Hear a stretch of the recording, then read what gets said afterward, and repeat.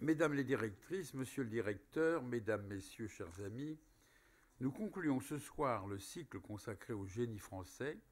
Nous ne pouvions le faire sans valoriser l'excellence de nos grandes écoles, représentées par leurs directeurs respectifs. Nous avons parcouru depuis le mois d'octobre de nombreux thèmes sur l'expertise française. Ainsi, avec Jean Tullard, nous avons évoqué les grands hommes qui ont jalonné l'histoire. En décembre dernier, l'importance du patrimoine de notre tissu industriel a inspiré Yves de Talouette. Nous nous sommes laissés entraîner par le chef Alain Ducasse pour une pause gastronomique, avant de faire un détour par les forces de l'entrepreneuriat et de poursuivre notre chemin au gré d'une promenade rafraîchissante dans le monde passionnant de la langue française avec Sir Michael Edwards de l'Académie française. Ce soir, le dernier sujet du cycle consacré au génie français constitue une synthèse à sa façon de toutes les découvertes que nous avons pu faire précédemment. L'enseignement, plus particulièrement l'enseignement supérieur, constitue l'un des fondements de notre société, un pilier fondamental de la formation de notre jeunesse et des générations futures, autant qu'une clé de lecture du monde dans lequel notre pays et nous-mêmes évoluons. Nathalie Loiseau, vous êtes directrice de l'École nationale d'administration depuis 2012.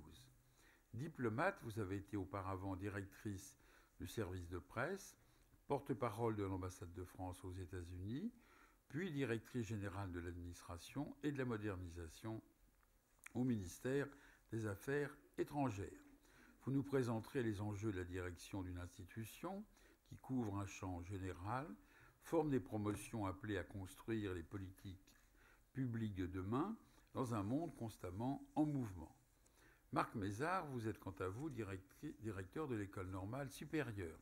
Vous-même normalien et agrégé de physique, vous êtes entré au CNRS en 1981, lauréat en 2009 du prix Humboldt de la recherche, vous êtes un spécialiste de la physique statistique. Vous évoquerez les grandes spécificités de cette école qui forme les futurs enseignants et chercheurs de notre pays et les orientations pédagogiques que vous privilégiez.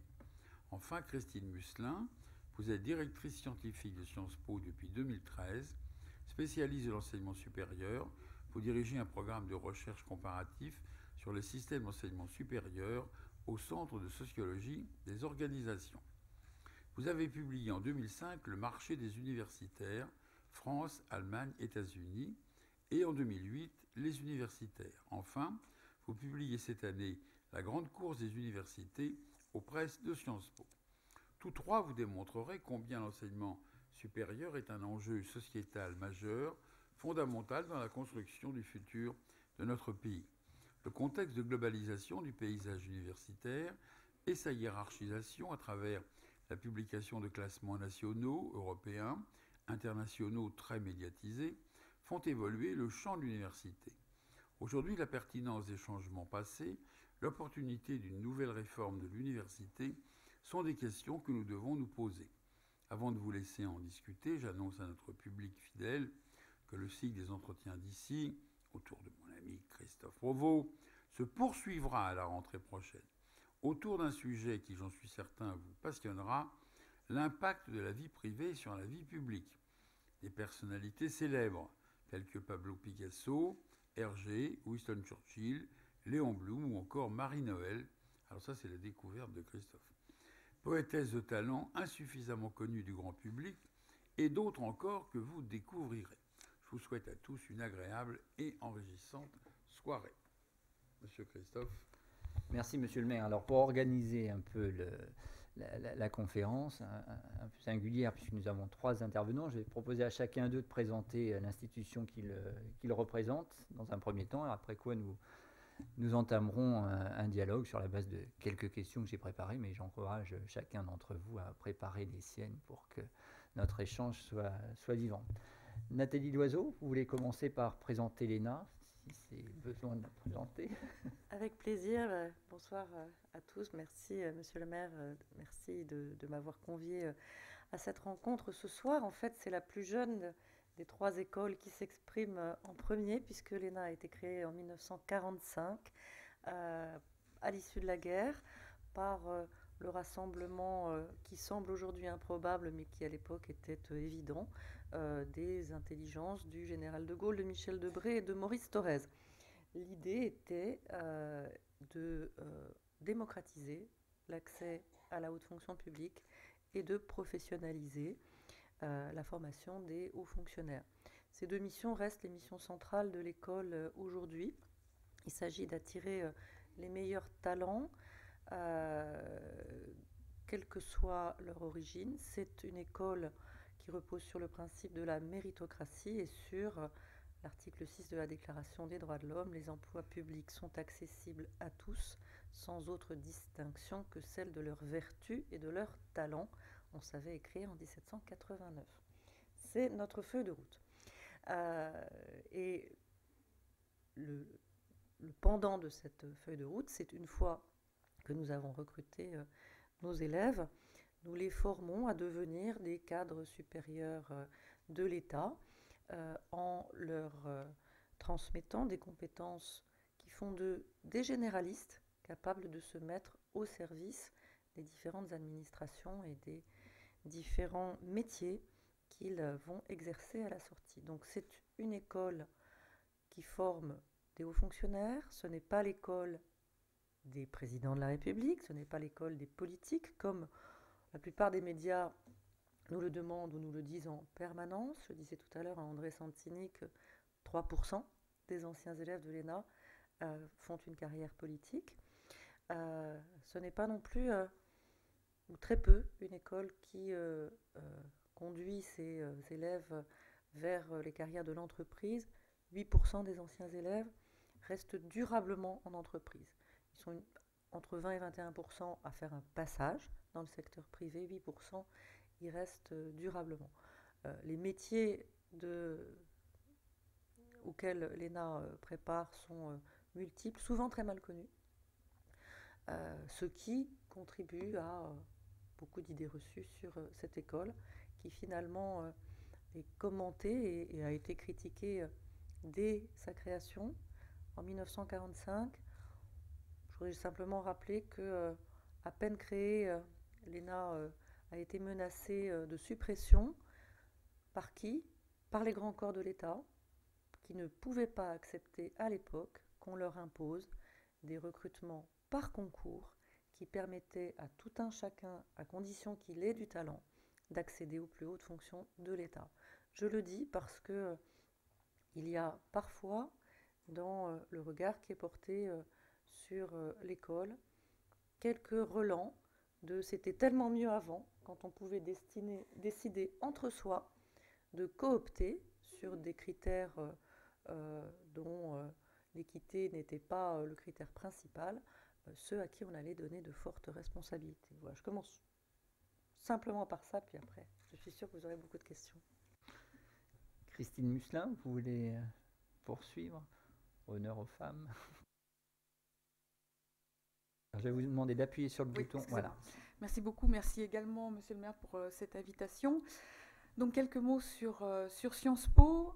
Sciences Po qui a été donc créée en 1872 et qui s'appelait alors École libre des sciences politiques, qui est donc maintenant connue sous le nom de Sciences Po. Et je disais tout à l'heure, dans la discussion que nous avons eue au préalable, que j'ai du mal à présenter Sciences Po comme une grande école. Et je voudrais essayer d'expliquer pourquoi, même si Sciences Po a un statut de grand établissement, et de ce point de vue-là n'est pas, du point de vue du droit français, une université, il me semble que les transformations que Sciences Po a connues au cours des 20 dernières années, oui, véritablement en font une université au sens international du terme, un établissement d'enseignement supérieur comparable à ceux que l'on peut trouver dans beaucoup d'autres pays à l'étranger. Plusieurs éléments me permettent de dire ça. Tout d'abord, le fait que Sciences Po aujourd'hui accueille environ 14 000 étudiants. 14 000 étudiants, il y en a 17 000 à l'Université de Genève, il y en a 25 000 à Harvard. Vous voyez, on est quand même, voilà, en termes de taille, il y a eu véritablement une transformation très profonde de Sciences Po qui, au milieu des années 90, accueillait encore 3 500 étudiants. Donc, vous voyez, une croissance au cours de ces dernières décennies extrêmement importantes qui en font un établissement d'enseignement supérieur tout à fait comparable à ceux qu'on peut trouver ailleurs.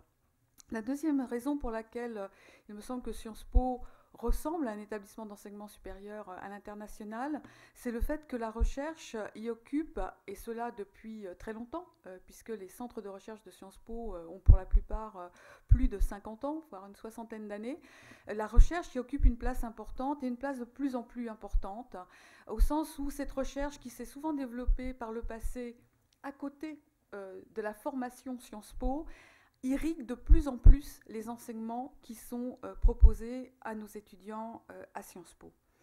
L'organisation des études à Sciences Po a aussi beaucoup changé. Alors je ne sais pas si parmi vous, il y en a qui ont fréquenté Sciences Po par le passé, mais peut-être avez-vous le souvenir d'une formation à ce moment-là en 3 ans. Or, l'une des grandes réformes qui a été menée par Richard Descoings au tournant des années 2000, ça a été d'anticiper sur ce qu'on a appelé le passage au LMD, ce qui s'appelle aussi le processus de Bologne, c'est-à-dire la volonté d'organiser au niveau européen l'ensemble des études universitaires en 3 cycles, un cycle de 3 ans qui conduit à la licence, un cycle de 2 ans qui conduit au master, puis le doctorat. Et donc depuis le tournant des années 2000, donc avant même d'ailleurs que Lang signe le décret qui allait mettre en place le processus de Bologne, Sciences Po avait fait cette mutation et était donc passé d'une formation en 3 ans à une formation en 5 ans. Donc aujourd'hui, nos étudiants rentrent tout d'abord dans une formation de 3 ans qui s'appelle le collège. La 3e année a la spécificité de se passer systématiquement à l'étranger. Ils partent tous dans les 450 établissements avec lesquels nous avons des partenariats partout dans le monde. Ils reviennent ensuite pour rentrer dans ce qu'on appelle des écoles. Et ça a été la grande transformation des dernières années. Les différents masters qui composaient Sciences Po sont maintenant organisés en écoles. Une école du journalisme, une école des affaires internationales, une école des affaires publiques, une école urbaine, une toute nouvelle école qui vient d'être créée cette année qui s'appelle l'école du management et de l'innovation, et bien sûr, parce que nous sommes une université de recherche, une école doctorale qui conduit donc au doctorat à travers des masters de recherche. Peut-être encore un mot sur les débouchés, parce que je crois que là aussi on a des représentations assez fausses des étudiants qu'on forme à Sciences Po.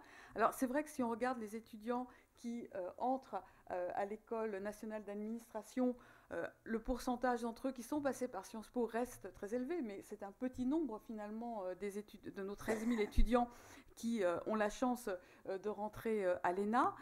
Si on regarde donc le devenir de nos 13 000 étudiants, on s'aperçoit qu'aujourd'hui, plus de 80% d'entre eux ne vont pas dans l'administration publique, mais rentrent dans les entreprises ou bien dans les organisations type ONG au niveau international.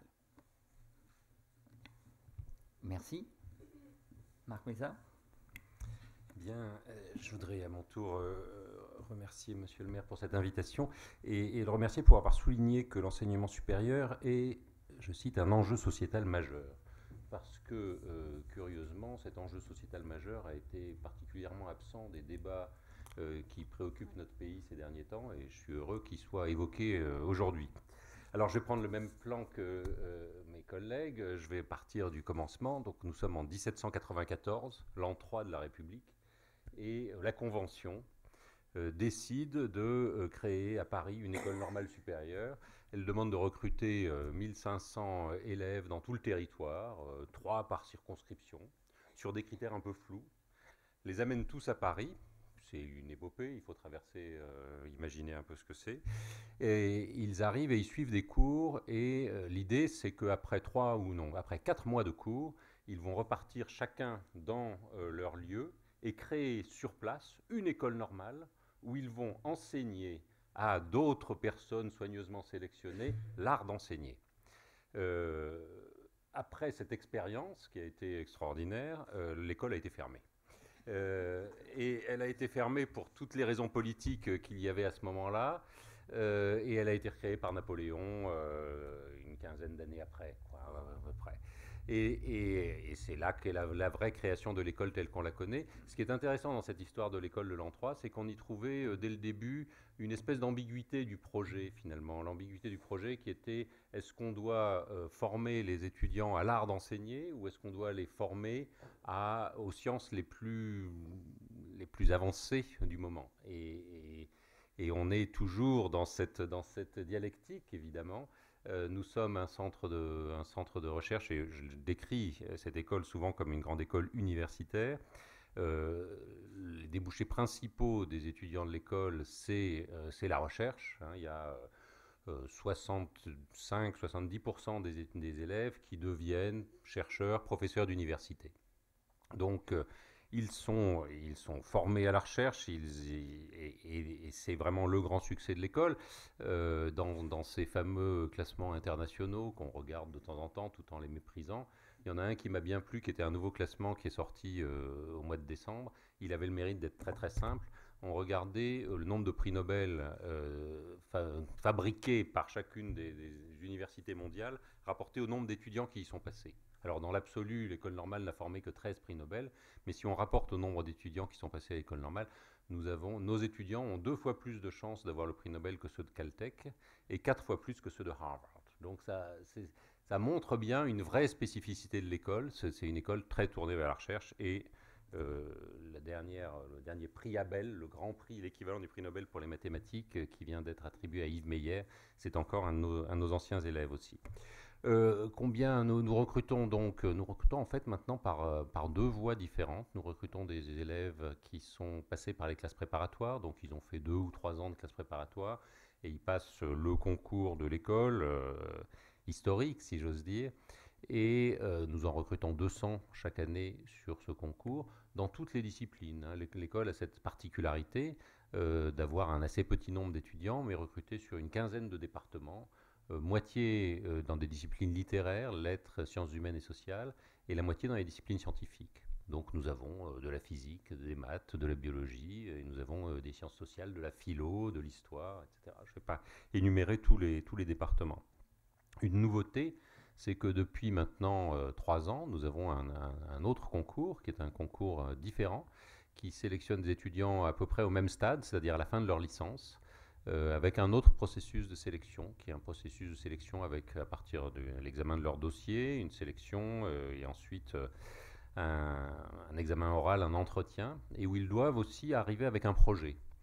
Et là, nous en recrutons maintenant 120 chaque année, donc vous voyez que par rapport aux 200 qui sont recrutés sur le concours habituel, c'est une proportion très notable, une grande diversification du recrutement de l'école, qui nous permet d'avoir une diversification du profil intellectuel aussi des étudiants qui rejoignent l'école normale. Ça, c'est une petite révolution dans cet établissement. Et je suis très, très fier d'avoir pu mener ça à bien. Je crois que c'est quelque chose d'extraordinairement utile. Une des particularités de la scolarité à l'école, c'est que on y jouit d'une grande liberté intellectuelle. Les élèves ont 4 années d'études.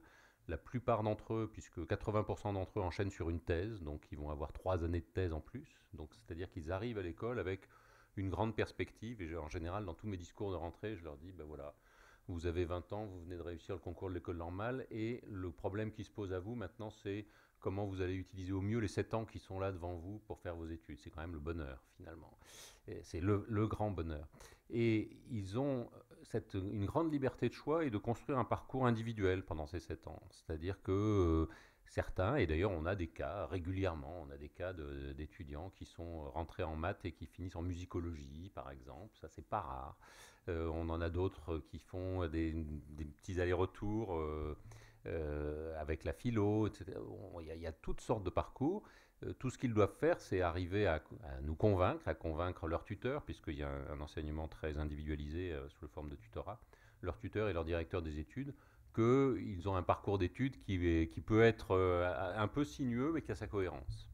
Et c'est vraiment ce que nous cherchons à encourager. Ça en fait un établissement un peu spécifique, je pense en particulier dans le paysage français. Voilà, je pense qu'ensuite je répondrai plus à des questions, si vous voulez. Alors, que vous le vouliez ou non, vous représentez quand même ici le système des grandes écoles françaises, ou le système français des grandes écoles qui singularise notre pays, tant il est puissant et peut-être aussi prégnant dans la production de nos élites. Alors j'avais envie de vous poser la question de savoir si vous diriez que ce système participe effectivement et réellement au génie français, qui est le thème de notre cycle de conférences, et si par ailleurs, au contraire, vous êtes sensible aux critiques qui peuvent être faites de ce système, critique qui vise à dénoncer peut-être l'étroitesse de l'élite que vous formez, et parfois sa déconnexion avec la réalité. Qui veut prendre la parole sur ce sujet? Vous vous sentez visé directement? Non. Je pense qu'il faut de toute façon que quelqu'un commence. Je pense qu'on a, en particulier dans la période actuelle, un rapport curieux avec le mot d'élite.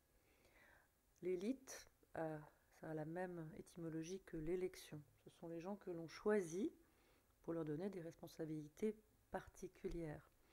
Il n'y a donc pas de raison a priori de contester l'existence d'une élite parce qu'on en a besoin. Pourquoi est-ce qu'on en est arrivé à dresser le peuple contre les élites, se plaindre de l'entre-soi des élites, du non-renouvellement des élites? Il y a naturellement un sujet, sinon ça ne serait pas dans le débat public. La vraie question, c'est de se demander si nous sommes capables de sélectionner les meilleurs ou si nous prenons le risque de recruter et de promouvoir en permanence les fils et les petits-fils des meilleurs d'autrefois. C'est une question qui se pose aujourd'hui très largement dans la société française. Elle se pose, nous la posons à l'ENA, elle se pose dans toutes les grandes écoles, puisque nous utilisons ce terme ce soir, et moi je ne conteste pas que dès lors qu'on a un processus sélectif à l'entrée, on constitue une grande école, puisque c'est la différence avec les universités, qui ne sont pas autorisées à l'avoir. Mais elle se pose dans tout l'enseignement supérieur.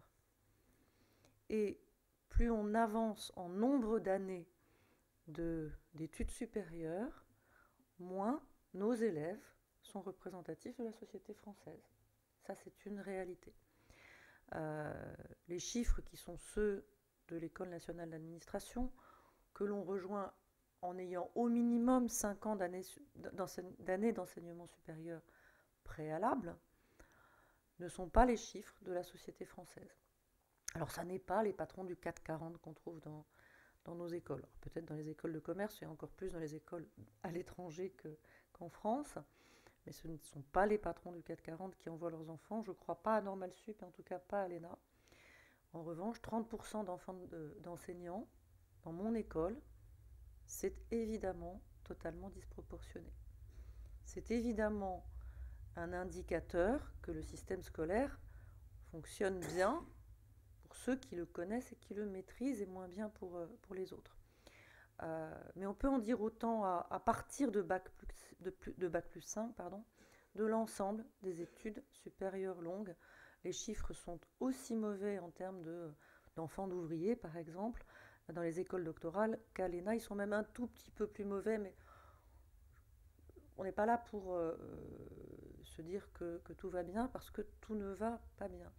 Donc, puisque notre mission, c'est recruter les meilleurs talents, on a un gros travail à faire. Nous, grandes écoles, mais pas nous seuls. C'est l'ensemble du système scolaire qui doit s'interroger, puis c'est l'ensemble de la société. C'est nous, citoyens, comment aider ce système scolaire à redevenir un ascenseur social, ce qu'il a été, ce qu'il est encore davantage que dans d'autres pays occidentaux. On oublie de le voir, mais il y a une étude qui vient de sortir qui montre que l'ascension sociale en France se fait mieux que chez nos voisins européens, mais elle se fait moins bien qu'il y a 20 ans. Et donc c'est l'ensemble de la société qui doit se poser cette question, qui est vraiment pour nous, et en particulier pour une école qui forme les futurs serviteurs de l'État, donc qui ont une obligation de représentativité de la société très particulière, c'est une question brûlante. Alors après, il y a un deuxième aspect à votre question, c'est ce qui sont coupés des réalités. Quelle que soit leur origine sociale, je dirais. Notre rôle est de faire en sorte qu'ils soient dans la société. Marc Mézard disait j'accueille des étudiants en leur disant qu'ils vont passer des années merveilleuses. Et il a raison. Mais on ne peut pas leur dire que ça. Et je sais que ce n'est pas ce qu'il fait. Et donc on doit être très attentif à faire en sorte que parce qu'ils ont le talent d'avoir été sélectionnés, mais aussi la chance que la nation leur consacre des moyens importants, ils soient connectés avec la réalité. Alors comment est-ce qu'on essaye de faire ? À l'ENA, la moitié de la scolarité se fait sur le terrain, en stage. Donc pas en conférence, pas en salle de classe, mais en stage à l'étranger, en stage en entreprise, en stage partout à travers le territoire. Ça, c'est évidemment la première manière de les connecter avec la réalité. La deuxième, on a souhaité aller plus loin, consiste à faire en sorte que désormais, toutes les semaines, pendant leur scolarité, ils soient bénévoles dans une association, l'association de leur choix, à une seule condition, c'est que cette association soit au service des personnes les plus vulnérables. Et c'est un jour par semaine, toutes les semaines, pendant toute une scolarité, parce que c'est facile de passer, c'est facile de faire un stage d'une semaine ou de 15 jours dans une association, c'est beaucoup plus difficile d'être le bénévole qui, pendant des semaines, des mois, essaye de se rendre utile, essaye de comprendre comment fonctionne le travail au profit des populations les plus fracassées et celles pour lesquelles les politiques publiques ont le plus de mal à fonctionner. Voilà ce qu'on essaye de faire. Est-ce que c'est suffisant ? C'est un signal fort. On le fait aussi au niveau du recrutement, et c'est vrai aussi pour Sciences Po, par exemple. Tout ce qui nous prouve qu'un candidat est en prise avec la réalité de son pays vaut en plus dans notre envie de le recruter. Après, nous ne sommes que des écoles. Nous donnons des compétences, nous donnons à réfléchir, mais nous donnons aussi de la liberté et de la liberté de conscience. Je rebondis juste sur ce que vous avez dit. Je crois que vous avez publié une BD, c'est La démocratie en BD, qui avait pour but justement de montrer comment reconnecter l'ENA à la réalité. Vous nous en dites un mot Alors la BD n'a d'autres relations avec l'ENA que le fait qu'étant directrice de l'école, il ne m'était pas trop compliqué d'expliquer les institutions, la politique et la démocratie. Mais j'ai fait ça à titre personnel.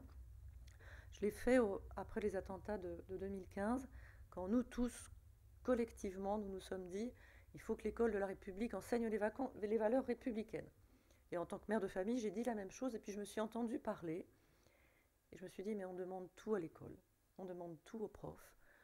Ils n'ont pas forcément ni le temps, ni même la compétence pour parfois transmettre ces connaissances-là. Après tout, expliquer la démocratie, expliquer les institutions, expliquer la politique. Je ne suis pas la plus mal placée. J'ai la chance d'avoir 4 enfants, donc parler à des enfants n'était pas non plus très difficile. Et j'ai cherché quel était l'outil qui permettrait qu'ils aient envie d'ouvrir un livre, ce qui, dans la période actuelle, devient parfois un défi. Et j'ai décidé de faire une bande dessinée. Mais ça n'a rien à voir avec l'ENA. Marc Mézard, alors, sur les grandes écoles et le système. Nathalie a dit beaucoup de choses, je suis entièrement d'accord avec ce qu'elle dit. C'est un système global, on arrive un petit peu, nous, à la pointe de la pyramide, ou à la fin d'une espèce une grande machine qui fonctionne comme une grande centrifugeuse, et qui a été bien analysée. Donc, ce que nous essayons de faire au niveau où nous sommes, d'une part, il y a vraiment, on peut jouer sur quelque chose qui est une certaine diversification des concours. Je parlais tout à l'heure de ces 2 catégories de recrutement. Il se trouve que, voilà, on a encore des statistiques qui ne sont pas énormes, mais dans les 5 dernières années, on a regardé sur notre concours de recrutement à l'issue des classes préparatoires, on a 17-18% d'étudiants qui étaient boursiers, qui rentrent à l'école normale, ce qui est à peu près le taux qu'a Polytechnique aussi, enfin, c'est le taux qui arrive dans les meilleures grandes écoles d'ingénieurs. Sur l'autre voie, les étudiants qui sont arrivés, sélectionnés sur dossier, étant passés, un certain nombre d'entre eux par l'université, on est plus près de 30%. Donc ça veut dire qu'il y a des biais. Il y a des biais dans toute cette filière qui mène vers les meilleures grandes écoles. Ils sont paradoxaux parce que malgré tout, le système des classes préparatoires est un système qui, du point de vue, qui est totalement gratuit. Et donc on touche là au vrai paradoxe du système français, qui est qu'il y a malgré tout une inhibition, une autocensure, parce que ce système étant vu comme très élitiste et conduisant à des écoles prestigieuses, il y a beaucoup d'autocensure. Donc on arrive, je pense, à repêcher, à retrouver, repêcher c'est pas le bon mot, mais à identifier par des circuits différents, identifier d'autres talents. Mais ça ne se substitue pas à tout ce qui s'est passé entre la maternelle et l'arrivée à notre concours d'entrée. La responsabilité de nos écoles, je pense que nous partageons vraiment l'analyse. L'école normale, on a fait quelque chose qui ressemble un petit peu, c'est-à-dire que les étudiants sont amenés à s'engager dans plusieurs types d'activités. On a une activité qui est une activité de tutorat. On a un partenariat avec une douzaine de lycées de la région parisienne et ils s'engagent à être tuteurs. Ils y vont tous les 15 jours et l'été, on fait une grande école d'été à l'école, dans les locaux de l'école, où on fait venir les lycéens en question.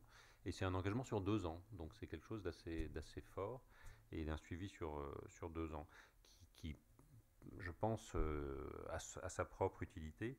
Et puis, depuis 2 ans, on a aussi une structure qui est nos propres étudiants, qui accueille des étudiants réfugiés.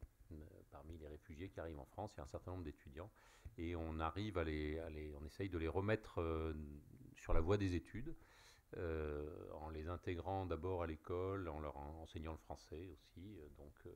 Donc en fait, on renoue avec l'école de l'an 3, c'est-à-dire qu'on donne à nos élèves des cours sur la manière d'enseigner le français à des étrangers. Et ensuite se créent comme ça des binômes, encadrés aussi par un enseignant. Voilà, ça fait partie de ces engagements citoyens qu'on développe dans les écoles de la République, à des échelles petites, mais qui malgré tout font boule de neige petit à petit, qui sont souvent reprises dans d'autres institutions. Christine Musselin, je vous cède la parole sur cette question du système des grandes écoles. J'ai compris que vous considériez Sciences Po comme autre chose qu'une grande école. C'est pas autre chose qu'une grande école, c'est-à-dire que je pense qu'à partir du moment donné où vous délivrez le doctorat, où vous avez un système d'organisation des études qui est basé sur le LMD, licence, master, doctorat, que vous irriguez vos formations par la recherche. Voilà, quelque part, vous ressemblez à une institution d'enseignement supérieur. Et comme vous l'avez dit, bon, c'est mon domaine de recherche, enfin, jusqu'à ce que je prenne la direction scientifique de Sciences Po, c'était mon domaine de recherche. Donc j'ai quand même étudié des universités ailleurs qu'en France. Et je trouve qu'il y a beaucoup de ressemblances entre ce qu'on fait à Sciences Po et des universités ailleurs qu'en France, quand elles sont sélectives, ce qui est souvent le cas. Donc voilà, la sélection pour moi n'est pas la caractéristique des grandes écoles. Il y a beaucoup d'universités dans le monde sont sélectives. Et les universités françaises, alors ça je voulais l'ajouter aussi, je suis très d'accord avec ce que vous avez dit sur le fait qu'elles sont, qu'il y a aussi par le passage à travers la licence, le master et le doctorat, une sélection sociale très forte qui se fait dans les universités, dont les universités d'ailleurs ne sont souvent pas aussi conscientes que les grandes écoles, ce qui est dommage. Et en même temps, moi ce que je voudrais dire, c'est que nos universités, elles sont extrêmement sélectives. Elles ne sont pas sélectives à l'entrée, on est d'accord là-dessus. Mais réussir à rentrer à l'université et à en ressortir avec un Master 2, pour moi c'est un parcours du combattant. Quand vous faites une prépa HEC, vous êtes quasiment sûr d'obtenir une école. Alors, peut-être pas HEC, l'ESSEC, peut-être pas celle dont vous rêviez, mais vous en aurez une. Quand vous êtes en prépa ingénieur, c'est la même chose. Quand vous rentrez à l'université, vous n'êtes pas certain d'en sortir. Donc, je combats toujours un petit peu cette idée que l'université française n'est pas sélective. Elle est très sélective. c'est très difficile d'y rester. Elle est sélective au long du parcours, souvent de manière relativement discrète. C'est une façon gentille de le dire. Moi, je dirais que c'est même caché parfois, ce qui fait que les étudiants ne savent pas à quelle sauce ils vont être mangés, ne savent pas justement qu'ils vont subir cette très forte sélection, qu'on ne leur dit pas non plus comment ils peuvent s'y préparer, comment ils peuvent l'affronter.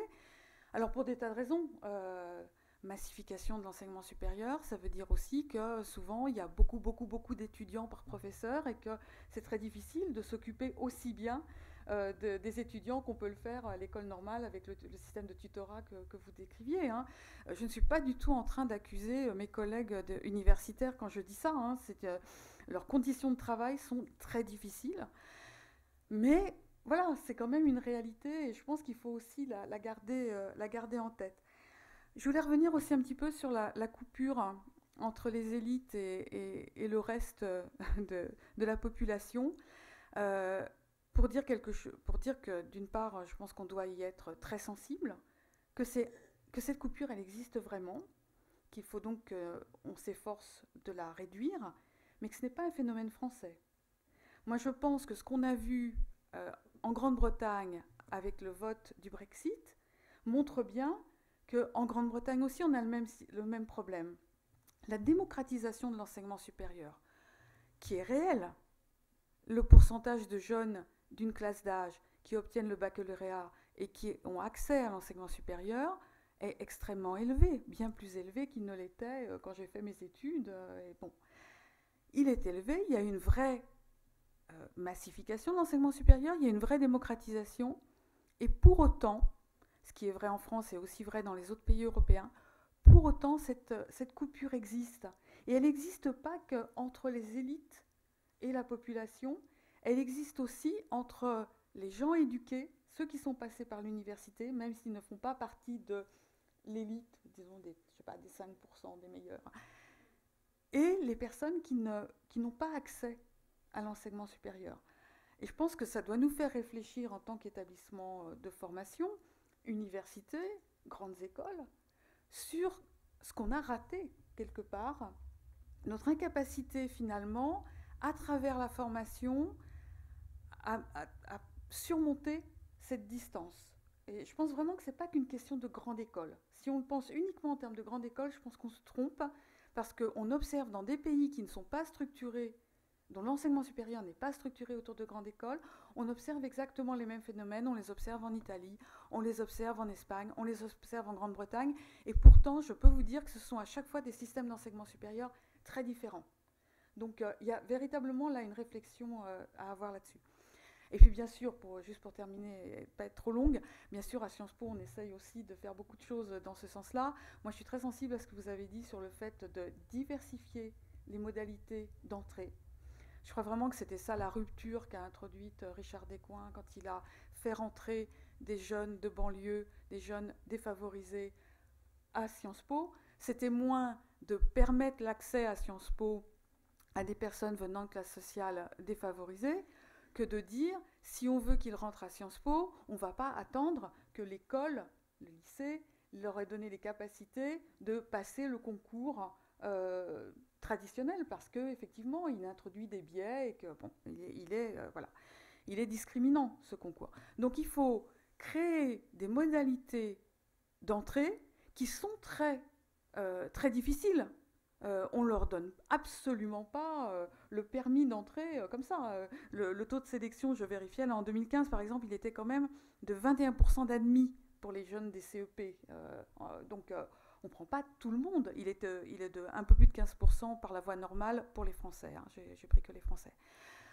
C'est donc difficile de rentrer, mais on fait un concours qui permet de révéler peut-être d'autres compétences, d'autres talents que ceux qui sont privilégiés par le système scolaire. Il n'y a peut-être pas une seule façon d'être intelligent, d'être innovant et d'amener quelque chose à la société. C'est le bilan que vous faites de cette expérience. Vous avez tiré un bilan, une évaluation justement dans l'état d'esprit même peut-être de l'école ou dans les débouchés qui s'offrent à ceux qui sont issus de cette filière. Et après, je laisse Marc Mézard rebondir. Je vais être très brève là-dessus. Oui, le bilan est positif. Alors, ça ne veut pas dire qu'on est en train de réfléchir à des formes d'amélioration, parce qu'on voit bien qu'il y a aussi des dérives qui sont en train de se créer, que parfois c'est difficile quand on a passé une convention avec un lycée et que la population de ce lycée s'est modifiée, de revenir sur la convention qu'on a passée, que par ailleurs on n'a peut-être pas passé à cette convention, on n'est pas conventionné avec tous les lycées, donc il y a des tas de choses qu'on pourrait remettre en question et sur lesquelles on est en train de réfléchir, mais c'est une expérience positive. Et quand on regarde les débouchés de ces jeunes, on voit bien qu'ils ont les mêmes débouchés que les étudiants qui sont rentrés par la voie normale. Ça veut dire beaucoup d'accompagnement aussi, hein. C'est un vrai investissement, en particulier pendant la première année. Il y a parfois certains qui finissent par arrêter, hein, faut pas le cacher, ils ne sont pas très nombreux, hein. Mais bon, et on a fêté les 15 ans des CEP, ils ont déjà 15 ans, oui.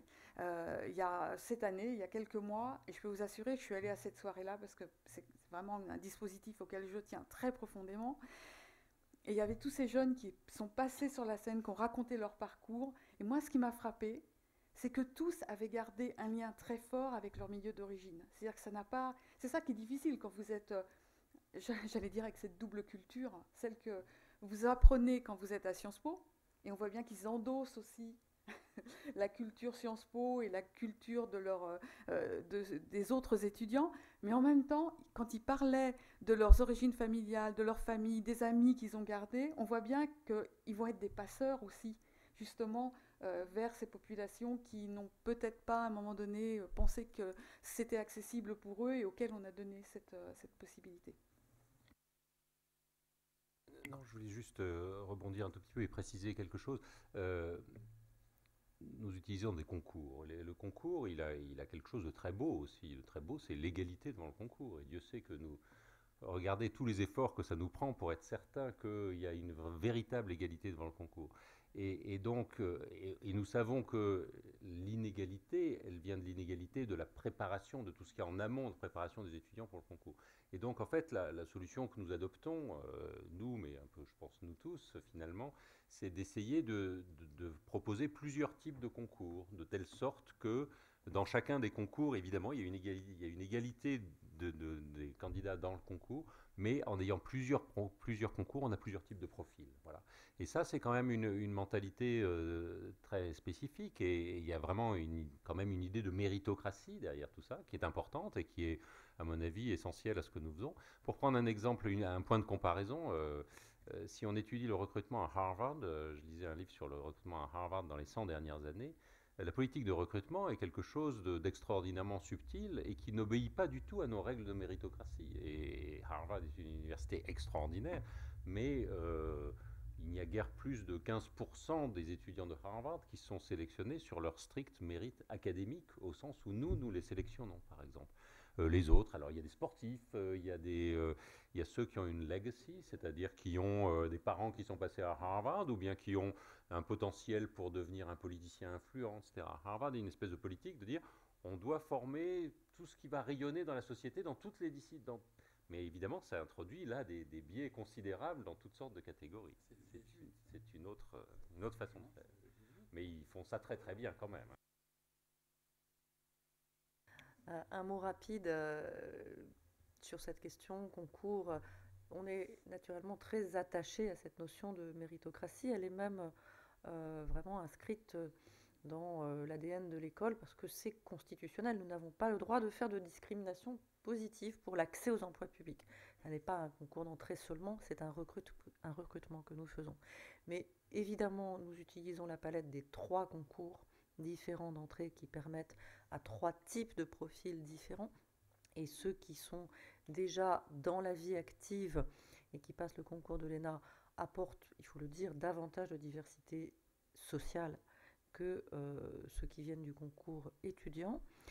On s'est donc préoccupé du concours étudiant lui-même et depuis 2009, on a ouvert ce qu'on a appelé une classe prépa égalité des chances qui consiste à sélectionner avec, là aussi, un très fort taux de sélection, des jeunes qui ont déjà un master et qui sont d'origine sociale vraiment modeste. Alors ce sont les banlieues, mais pas seulement, ce sont aussi les zones rurales isolées.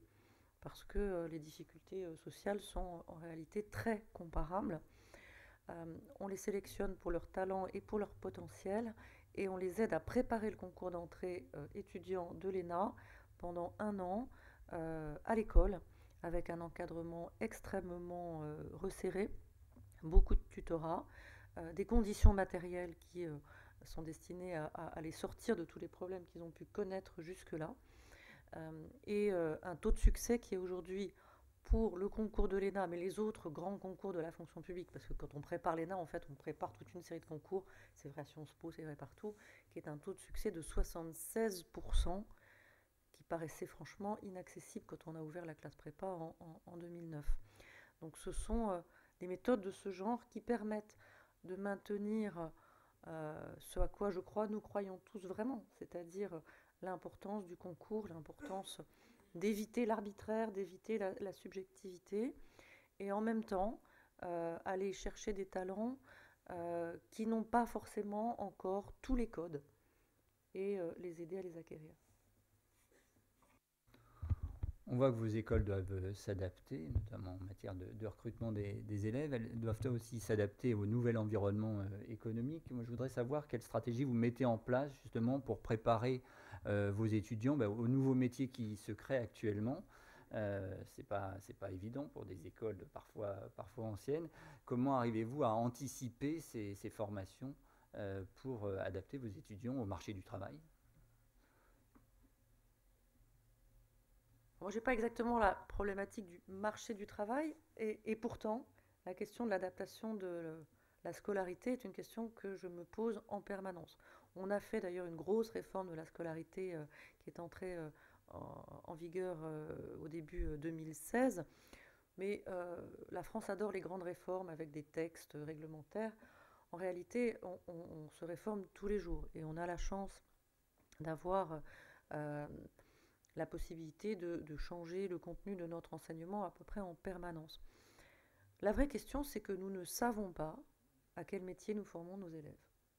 Et le nous, je crois, est inclusif autour de cette table. La seule certitude, c'est que les métiers qu'ils exerceront, en tout cas la manière dont ils les exerceront, ne ressembleront pas aux métiers que nous avons connus.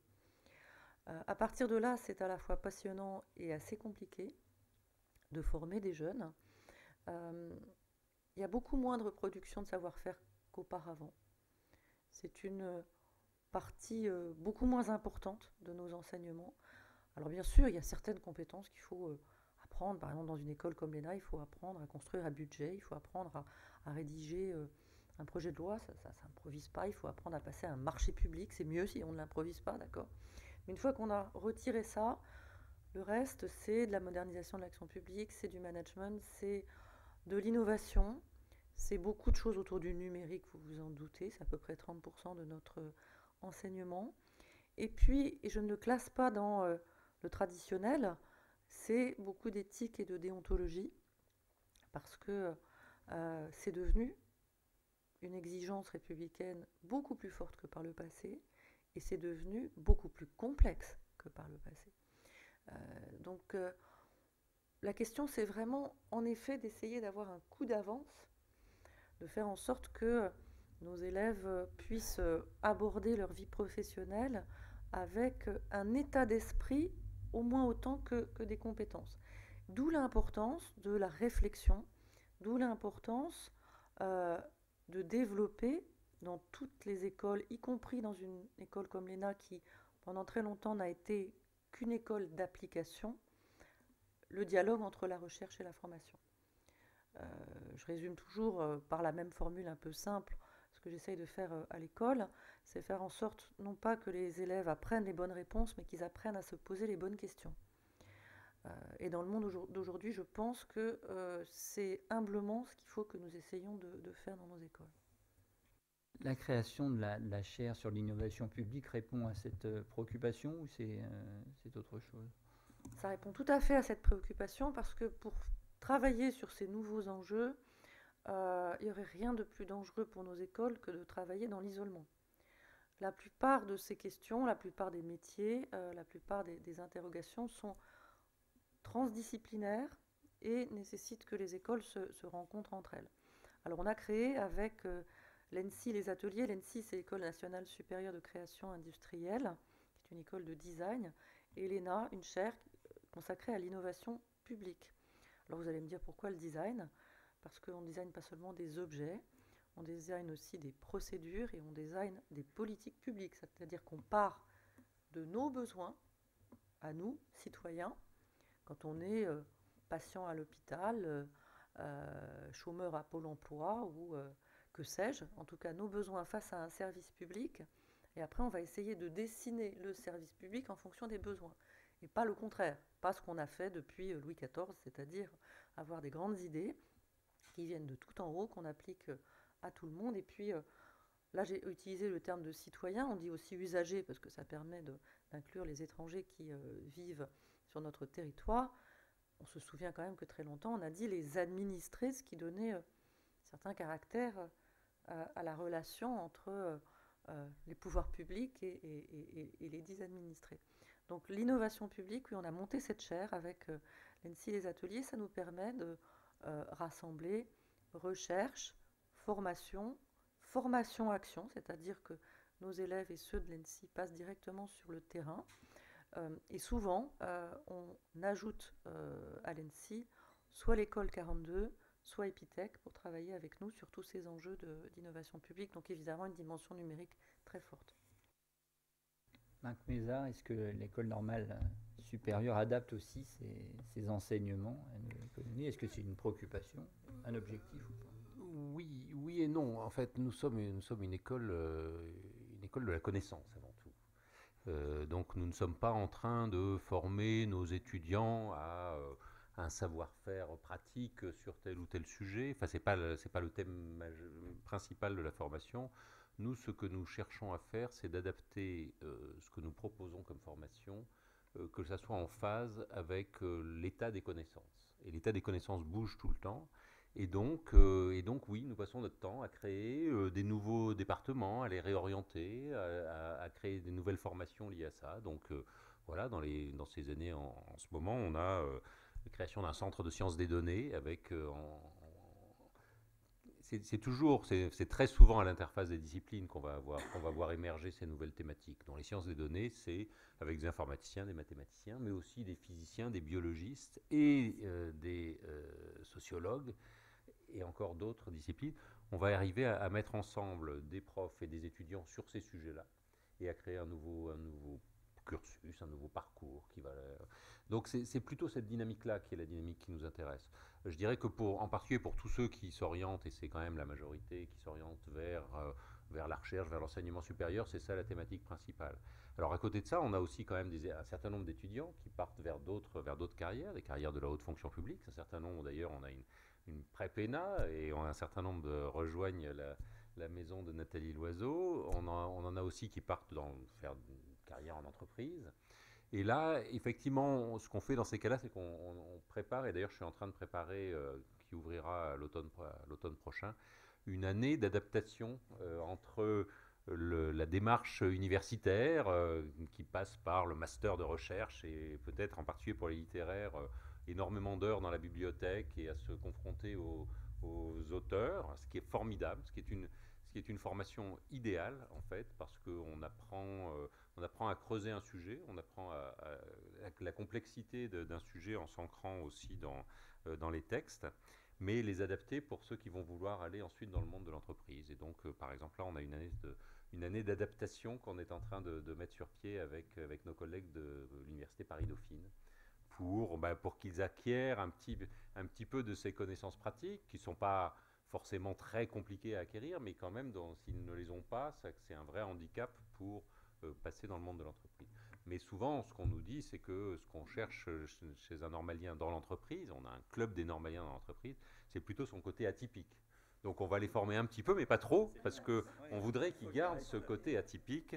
C'est ça qui est recherché finalement, et évidemment. Christine Musselin, en quoi vous vouliez intervenir, monsieur le maire? Je voulais juste dire, avec mon égotisme habituel, que j'ai été invité à faire une conférence devant les gars de l'école des mines. Et alors, ce qui les intéressait, c'était comment on a fait le fameux fort chez nous, qui voit défiler aujourd'hui toutes les universités chinoises, etc. Et c'est vrai qu'il y avait dans mon environnement pas un gars des mines. Ils étaient très vexés. Parce que les mines, n'est-ce pas, c'est la crème de Polytechnique. Hein. Et là, ils étaient, je ne sais pas, 200, 300. Et j'ai rencontré dans cet urbanisme nouveau peu de gens des mines. C'était pour eux un signe d'échec total, de leur part d'ailleurs, hein, parce qu'ils sont intelligents, c'est-à-dire modestes. Mais tout à côté de vous, on va faire une expérience bizarre sur les terrains du CNET, où des gens de chez vous ont défilé. Toute la science française a défilé au CNET. Ils ont inventé le Minitel, puis après, plus rien. Bon, c'est embêtant. Et ils ont gardé ces 3,5 hectares comme ça. J'ai craint même qu'on les classe comme monument soviétique, parce que c'était vraiment... On n'avait pas besoin d'aller chercher des décors, on les avait là. C'est terrible de voir comment... C'était, rappelez-vous, l'équivalent de l'Agnon. Hein, c'est quand même... Et nous-mêmes, donc il y a longtemps que je lorgnais, dans cette ville, c'était le sabre et le goupillon, les militaires et les curés. C'est là que j'avais repéré les réserves foncières. Parce que c'est un problème pour une ville. Comment faites-vous pour acheter les réserves foncières, pour les trouver, pour les faire sur des friches militaires, SNCF? C'est très compliqué. D'ailleurs, il y a une unité de compte pour acquérir à côté, je croyais que ça allait plus vite, 14 ans. Le fort, 12 hectares, 14 ans. C'est la dose, 14 ans, quel que soit l'objet. Hein, bon. Et alors le fort, c'est né comment? Je ne sais plus. Bon, c'est un fort de 12 hectares, voilà, qui était là, où on tordait encore quelques antennes, mais c'était un sous-emploi total. Et personne ne voulait rien en faire. L'armée a horreur de se débarrasser de trucs qui ne servent à rien. Ça pourrait servir un jour. La guerre, monsieur, ça arrive comme ça, n'est-ce pas? Et à côté, c'était pas la guerre. Les curés, eux, c'était plus grave parce que c'était la sinistrose. Lustiger les a vidés, hein, puisqu'il les a répartis par département. Et on a fait travailler Castro, parce qu'il était complètement atypique. Bon. On a fait des études, on a eu des séminaires. Et puis un jour, il y a une petite dame, genre pète sec, je ne savais pas ce qu'elle était, qui me dit... Alors, au fort, on a fait une piscine feng shui, par exemple. Personne ne savait ce qu'était une piscine feng shui. 30 000 personnes par mois, ça marche. Ça gagne de l'argent. Puis elle est belle, elle est douce, c'est l'être, c'est le bien-être. C'est fini les manoudous avec les piqûres dans le cul tous les 15 jours. On a bien vu ce que ça donnait quand il n'y avait pas la piqûre. Bon. Donc, moi j'avais dit, vous n'allez pas me refaire une piscine à la con. Donc on avait des idées intéressantes et le fort est un succès. Les gens sont très heureux. Il y a Bouygues qui m'a dit l'autre jour, tiens, on a un sondage, 90% des gens sont très heureux de vivre là-haut. C'est pas évident, hein. Construire quelque chose sur un fort désaffecté, le chantier, c'était 400 camions par jour. Il a fallu après l'intégrer dans l'environnement pour le faire supporter par les gens. Et cette petite bonne femme me dit, vous allez faire quoi là? Oui, il y a des gens qui savent tout, hein. Mais moi j'ai pris l'habitude de les écouter quand même s'ils ne sont pas agréables. Il y a toujours une pépite dans la glaise, là, on est des orpailleurs d'un nouveau genre. Pourquoi vous ne feriez pas un centre commercial sur un espace vert? Je ne l'avais pas entendu encore. Hein. C'est-à-dire, vous allez faire encore un centre commercial ici, avec des escaliers, des escargots, comme on voit partout, quoi. C'est vrai que je ne savais pas très bien ce qu'on allait faire. Alors j'ai laissé travailler mes collaborateurs, les architectes. On avait quand même sur l'opération Villemotte. Et puis en concurrence, il y avait Valode et Pistre. C'est quand même des petits amateurs. Ouais, c'est parmi les plus grands. Bon. On avait, il y a longtemps, quand j'ai été élu, j'avais fait le pari d'avoir des grands architectes. Personne n'osait en banlieue, parce qu'on avait honte. Regardez comment a été fait le siège de Microsoft. Hein. C'est Fort Brescia, c'est un Italo-américain. C'est pas mal quand même. Hein. C'est pas mal. ça fait 100 000 personnes qui défilent tous les ans dans les lieux de Microsoft. On ne peut pas emmener 100 000 personnes entre centres de recrutement, chercheurs, clients, des showrooms, etc. Bon. Alors je dis, tiens, c'est original ça. Et puis on a réfléchi quand même. Je ne voyais pas très bien ce qu'il a fait. Au fort, on a fait ça. Comment installer les commerçants? Nous, on les a installés en pied d'immeuble. La ville, par une société d'aménagement, est propriétaire et le loyer est fait selon le chiffre d'affaires. Ça marche très bien. Alors on a recruté, il faut dire, par exemple, un bistrot, c'est l'ancien sommelier du Ritz. Il n'est pas con. Ça marche très bien son truc. C'est des vrais professionnels. Nous, on n'est pas là pour gagner de l'argent. On n'est pas une compagnie d'assurance. Donc il faut qu'ils aient... Alors on a récupéré les casemates. Pendant le siège, il y avait les endroits où on stockait les munitions, etc. On a récupéré tout ça. On ne savait pas quoi en faire avant. Et là, on a écouté... Alors j'ai dit un jour en réunion, pourquoi? Pour avoir l'air intelligent. Pourquoi on ne mettrait pas des commerces sur l'espace vert en bas d'immeuble? Hein? Ça se fait pas, ça. Bon, on a de ça faire, hein. On l'a fait au fort. Oui, mais enfin, le fort. On a étudié ça, et effectivement, on l'a emporté comme option. Cette petite bonne femme, elle est tout bib au Val-de-Grâce. Médecin militaire. Scrognonieux. Et j'ai jamais osé dire à mes collaborateurs d'où venait l'idée. Ils ont pensé que j'avais un ingénieur, l'ENA, qui sortait par là. Mais c'est quand même drôle. Aujourd'hui, ce qui compte, c'est les idées. Nous avons, c'est Bouygues qui a eu l'idée, pour une fois, ce n'était pas moi. On a 2 Nextdoor. Vous avez les startups, puis après, qu'est-ce qu'on fait des startups? Ça, il y en a partout. Alors eux, ils ont eu l'idée de récupérer des immeubles anciens, de les retaper et d'installer dedans les startups avec un petit prix. La chasse aux locaux inutiles.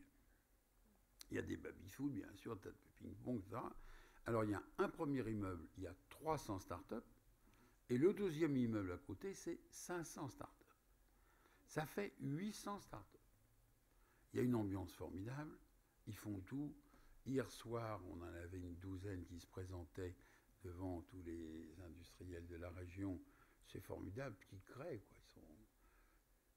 Mais le problème qu'on a, moi je vois à Paris, il y a Free qui met 1 milliard, ils mettent tout, Hidalgo qui met 1 milliard à Fraissinet, je sais pas bien. La première étape, parce que personne ne gère ça.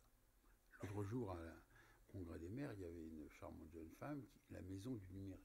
C'est formidable, ça. La maison du numérique. J'ai compris qu'elle avait un peu de sous.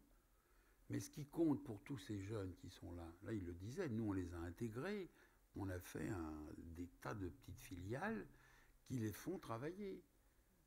On a expérimenté la voiture autonome parce qu'on a sur la ville Transdev.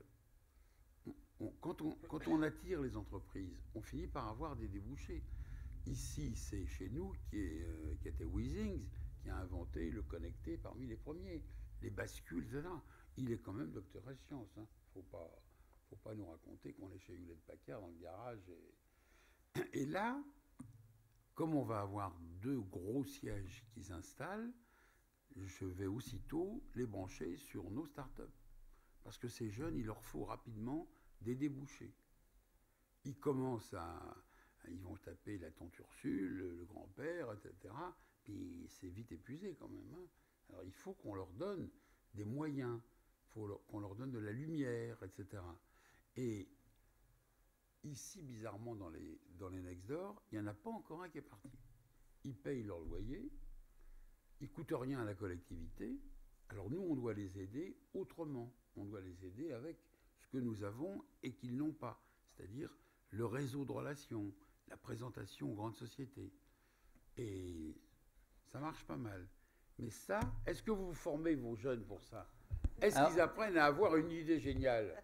C'était la question que je voulais poser Ah, à très Madame bien, Huslin, voilà. et donc je vous remercie pour votre transition, même si on est Merci. passé par c'est en quoi les travailleurs de la connaissance, comme vous les appelez, voilà, vous les formez vous-même à cette nouvelle économie, et comment peuvent-ils s'y adapter à Sciences Po, ou d'une manière générale, puisque vous avez fait des études comparées sur cette question. Oui, alors justement, si on prend un peu de recul et si on compare un petit peu avec ce qui se passe à l'étranger, je crois qu'un des défauts de la formation en France était qu'elle était, alors c'est un terme affreux, adéquationniste, c'est-à-dire qu'en fait, on essayait de former des gens qui allaient pouvoir rentrer tout de suite dans une entreprise ou dans une administration en sachant tout de suite faire ce qu'on allait leur demander de faire, et donc avec des compétences techniques très étroites, relevant plus du savoir uniquement, ce qui fait que pour bouger ensuite d'un emploi à l'autre, c'était très compliqué. Et je crois que exactement ce que vous avez décrit sur les évolutions de l'ENA, c'est ce qu'on essaye aussi de faire au niveau de Sciences Po. Il ne s'agit plus simplement de transmettre des connaissances et de faire en sorte que les gens que nous formons sachent. Il faut aussi qu'ils aient des compétences, mais au sens très large du terme, et qu'ils soient de ce fait capables de s'adapter. Alors peut-être qu'ils ne sauront pas tout de suite faire dès le premier jour ce qu'il faut faire, mais ils vont savoir apprendre et vont à partir de là savoir aussi faire par la suite et pouvoir se réorienter.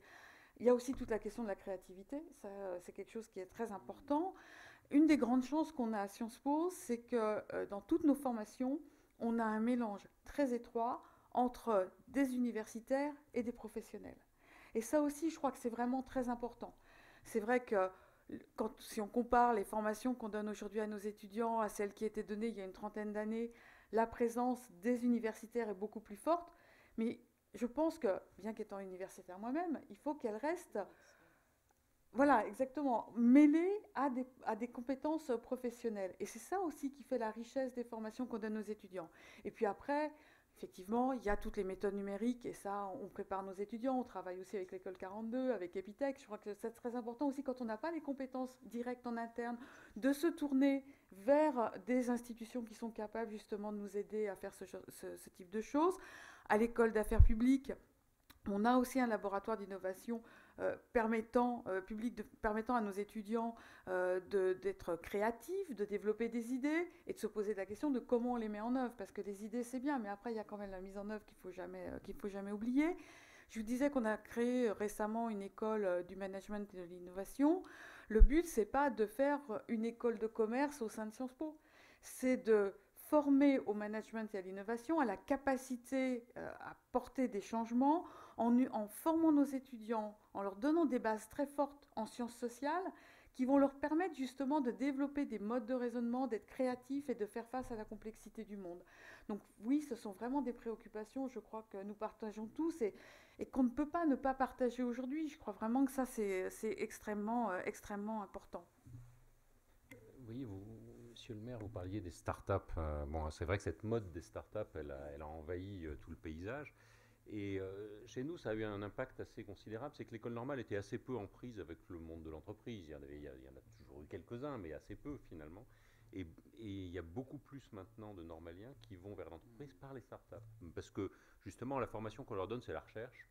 Et de la recherche à la start-up, il y a un pas à franchir, mais qui n'est pas très grand, et en particulier dans le domaine du numérique. C'est-à-dire que finalement, dans le domaine du numérique, si on a une idée, nous on a un département d'informatique extraordinaire, les étudiants qui sont là-dedans, ils ont facilement des idées, et la barrière pour passer de l'idée à l'entreprise en informatique, il n'y a pas besoin de lever de fonds considérables, il suffit de trouver un maire et un local, et on y va, quoi. Et c'est vrai que ça, c'est quelque chose que je sens, moi, une évolution de la société qui arrive et qui fait un peu ce continuum entre recherche et entreprise qui existe dans la Silicon Valley depuis longtemps et qui est en train d'arriver, heureusement, avec un peu de retard. On est les 12e après les Américains. Oui.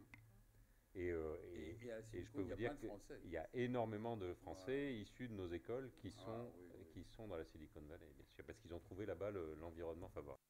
On voit bien que vous vous méfiez de l'isolement de vos institutions, qui ne sont pas isolées, donc des institutions connectées à la vie professionnelle, ne serait-ce que par le profil de leurs enseignants, et puis une connexion aussi entre vous. Je crois que l'ENA et Normal Sup ont créé des chaires communes une filière de recherche, une filière de recherche. Vous pouvez nous en dire un mot? On va dire un petit mot. Oui, effectivement, on est en train de créer une nouvelle chaire autour de la recherche, et c'est vrai que c'est quelque chose qui me semble très important. On a un centre de sciences sociales qui fait pas mal de recherches sur les politiques publiques.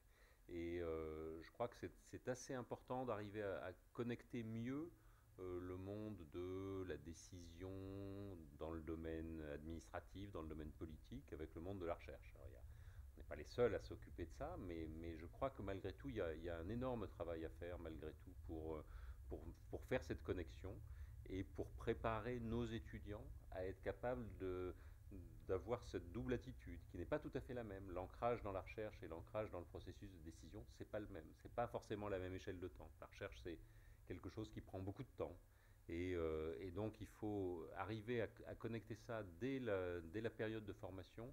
C'est aussi créer les réseaux, c'est aussi faire en sorte que des étudiants qui vont avoir des carrières différentes se connaissent, soient capables ensuite d'échanger leurs informations, de telle sorte que, dans la mesure du possible, la prise de décision, prise de décision politique, soit aussi ancrée. Il y a des intuitions dans la politique, bien sûr, mais il y a aussi un ancrage dans quelque chose qui est solidement établi, étayé, des chiffres et des recherches.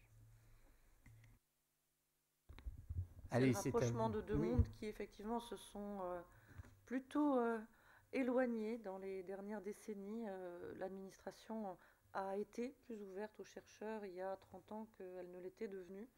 Là encore, la complexité du monde, l'importance des enjeux, parfois la gravité des enjeux.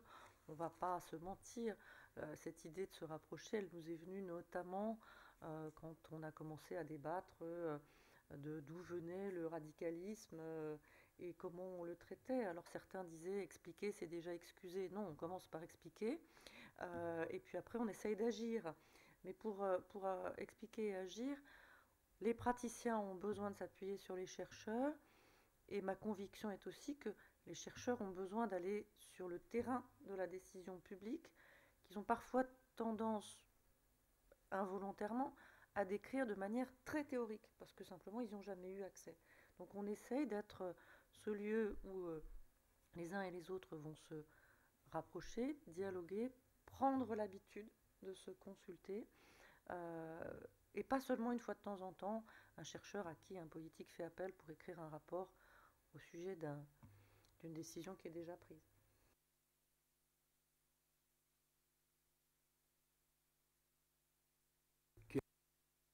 Les tocards, hein. Tout le monde dit que c'était une erreur de mettre côte à côte les gens déjà. Enfin, je sais pas, on dit quel est le ministre, enfin le ministre, on ne sait plus, dans la justice, on ne sait pas qui commande, mais quand même, on voit bien que c'est un système qui a généré des radicalisés, comme on dit. Enfin, c'est pas brillant quand même. Hein. Alors, effectivement, alors qu'on avait des chercheurs, moi je vois Keppel ils ont des choses intelligentes à dire et pas seulement des théories fumeuses. On l'a pas écouté. C'est là que les politiques doivent apprendre à écouter vraiment. Hein. Moi, je remercie ma petite bonne femme du Val-de-Grâce. Oui, madame. Juste sur ce point-là, enfin, moi, il me semble que la question, c'est pas simplement de rapprocher l'administration et la recherche de l'administration. C'est aussi, dans les formations, de transmettre à nos étudiants des raisonnements issus de la recherche.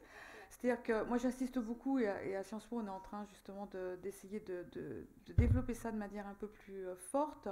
Il ne s'agit pas de faire en sorte que tous nos étudiants deviennent des chercheurs. 13 000 chercheurs, non, ça non. Mais en revanche, s'ils acquièrent les raisonnements liés à la recherche, et si ça leur permet de regarder ce qui se passe et de comprendre ce qui se passe autrement, si ça leur donne aussi une capacité justement à lire les fameux rapports des chercheurs qui, je le confirme, ne sont pas toujours jargonneux, etc. Non. Surtout que les chercheurs de Sciences Po, par exemple, ils ont la spécificité d'aller sur le terrain. C'est-à-dire que quand ils parlent de l'administration, ils sont allés faire des entretiens, ils ont fait des enquêtes, ils ont passé des questionnaires, ils ont une connaissance très fine de ce qui s'y passe. Donc, quand ils parlent de politique publique, ils ne le font pas non plus en termes théoriques. Enfin, ils peuvent le théoriser, mais c'est toujours basé sur un travail empirique qui permet d'étayer ça. Donc je pense que transmettre ça à nos étudiants, c'est absolument fondamental, et ça fait partie de la formation, y compris quand on ne se destine pas à une carrière de chercheur. Et là, je crois qu'on gagnera effectivement en compréhension et en relation entre les deux mondes, si dès le départ, ça fait partie de la formation. Peut-être une dernière question avant de vous donner la parole. Donc vous préparez vos questions, justement, puisqu'on est dans le cadre d'un cycle sur le génie français. Quelle est la place de la recherche française dans le monde? Est-ce que nous sommes reconnus comme de bons chercheurs, au-delà des prix Nobel que nous pouvons décrocher? Est-ce qu'on reste une référence dans ce domaine? Certainement. En sciences, on a une place éminente dans divers domaines des sciences, en mathématiques encore, bien sûr, en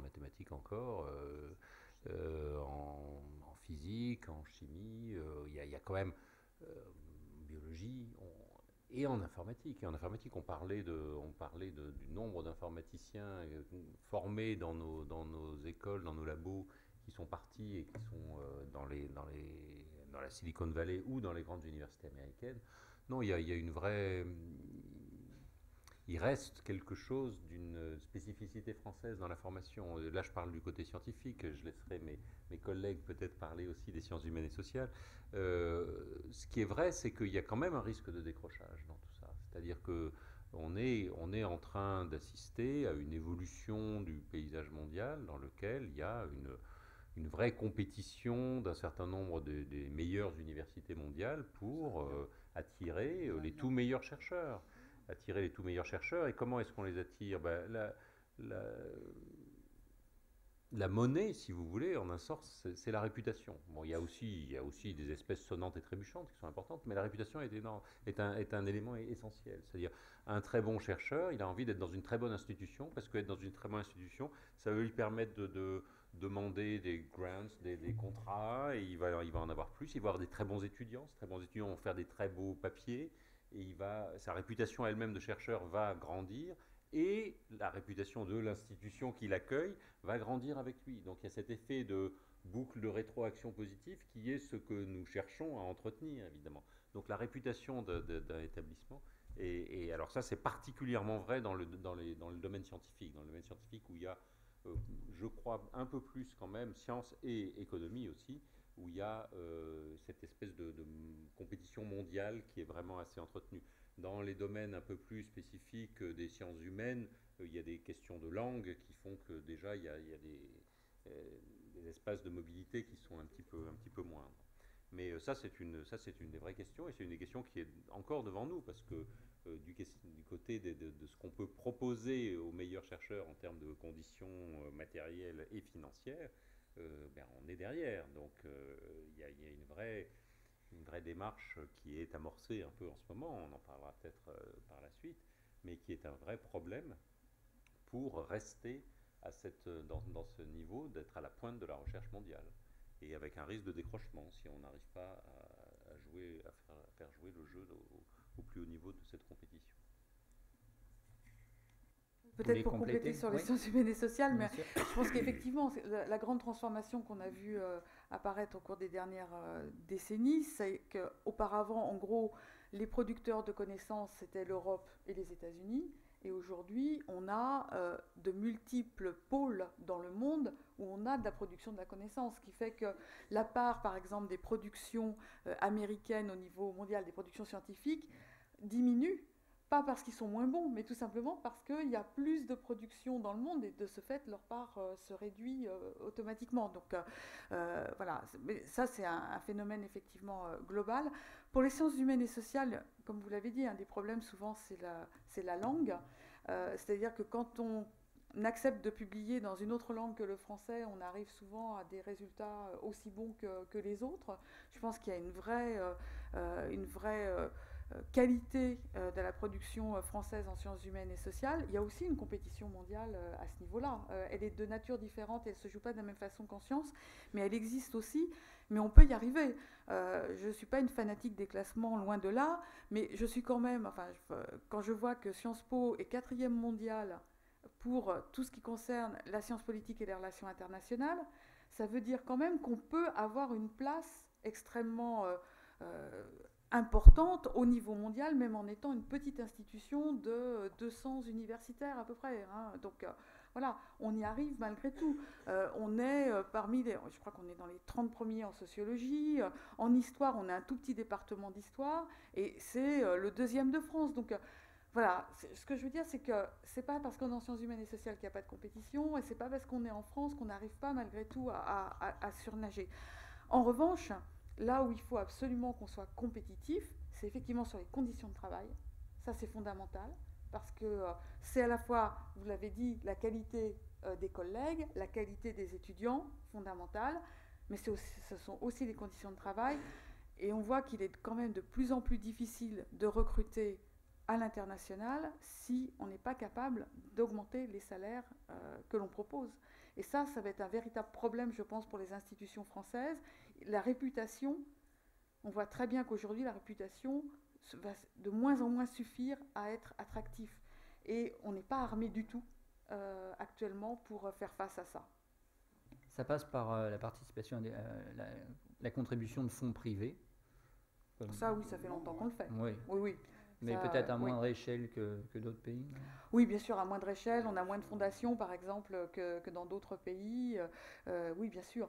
Mais c'est quelque chose qui existe quand même dans le système français. Maintenant, il est vrai que les ressources de nos établissements restent très, très inférieures à celles des établissements étrangers, notamment parce qu'il y a eu un très grand retard qui a été pris, c'est-à-dire que pendant longtemps, et alors là ça concerne peut-être plus les universités que les grandes écoles, mais les universités ont été sous-dotées pendant très très longtemps, et pour rattraper le retard, ça prendra certainement de nombreuses années. Christophe, quand j'ai été invité à Stanford, ils m'ont montré leur boucle, là, etc. Je ne comprenais rien. J'ai constaté d'ailleurs que le patron était un Français, pour cet anneau, prof à Polytechnique, on n'en parle jamais. C'est moi, quand je suis rentré, qui ai dit, oh, il y a quand même quelques journalistes qui pourraient peut-être savoir que nous avons là-bas. Et quand j'ai discuté avec tous les prix Nobel, puisque là-bas, il n'y avait que ça, on marchait en blouse, avec la pipe et tout, ils fument, ils ont le droit à tout faire, hein, donc on était en cordialité. J'ai quand même découvert que les gros contrats qu'ils avaient, c'était le Pentagone. Parce qu'on nous rebat les oreilles avec les donateurs privés et tout, et là-bas, c'est l'armée qui paye. Hein, nous, en France, oh là là là là là, pour moi, c'était l'écroulement des illusions. Juste un point là-dessus, la recherche aux États-Unis, dans les grandes universités de recherche, elle vient des fonds publics qui sont distribués de manière sélective par des agences publiques équivalentes de notre agence à nous qui s'appelle l'ANR, mais avec des budgets beaucoup plus importants. Et ce qui fait que la frontière entre le public et le privé dans les universités américaines, elle est vraiment très floue, parce que les universités privées ont leur recherche financée sur des fonds publics, et les universités publiques font payer quand même des droits d'inscription élevés à leurs étudiants, et une grosse part de leur budget vient de fonds privés. Donc la distinction entre les deux, même si elle n'est pas sans intérêt, hein, parce qu'il y a vraiment des systèmes publics américains, et 75%, voire 80% des étudiants américains sont dans des établissements de systèmes publics, il ne faut pas l'oublier, mais malgré tout, la frontière entre les deux est très très, très, très floue. Et, ouais. Vous vouliez ajouter quelque chose ? Non, je souscris entièrement à ce qu'a dit Mme Musselin. C'est vrai que dans cette compétition, on a des atouts et on a des faiblesses. Le niveau de salaire est une faiblesse criante. Hein, ça, c'est facile à comparer et c'est une grande faiblesse. Dans les atouts, il y a la qualité de nos étudiants. Les étudiants qu'on peut avoir, les étudiants de mon établissement, ils sont aussi bons que ceux de Harvard, de Stanford, des meilleures universités du monde. Il n'y a aucun doute. Et ça, c'est quelque chose d'extraordinairement précieux, parce que les bons chercheurs, les bons profs, ils ont envie d'avoir les meilleurs étudiants. Parce que les meilleurs étudiants, c'est eux qui vont faire les bonnes thèses, et les bonnes thèses, ça fait les bons papiers, ça fait toute la réputation.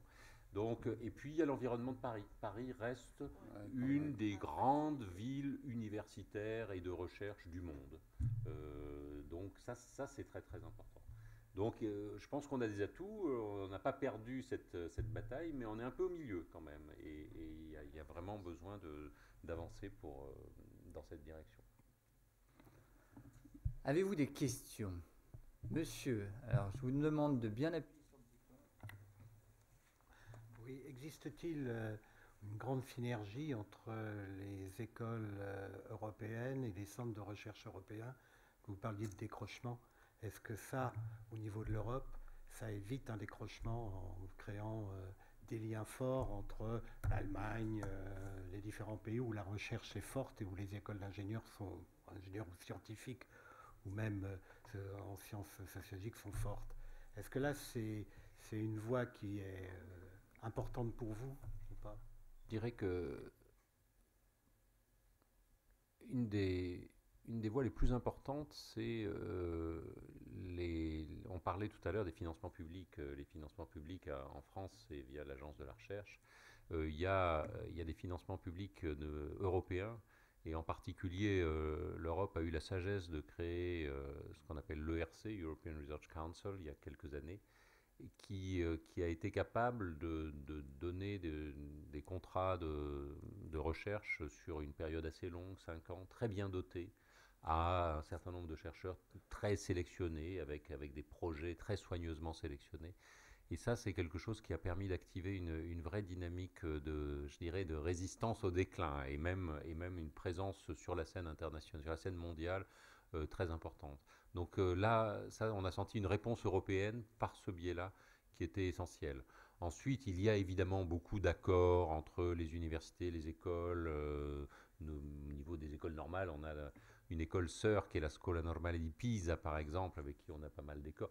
Il y a des tas d'accords qui font partie de l'écosystème, mais qui font partie de l'écosystème au même titre qu'on a des accords avec des universités américaines en nombre aussi. D'autres questions dans la salle? Monsieur. Vous avez évoqué tout à l'heure la nécessité d'adaptabilité liée à l'évolution extrêmement rapide des sociétés et de la technologie. Est-ce que vous avez une démarche particulière pour développer cette capacité d'adaptabilité, démarche cognitive ou je ne sais quoi?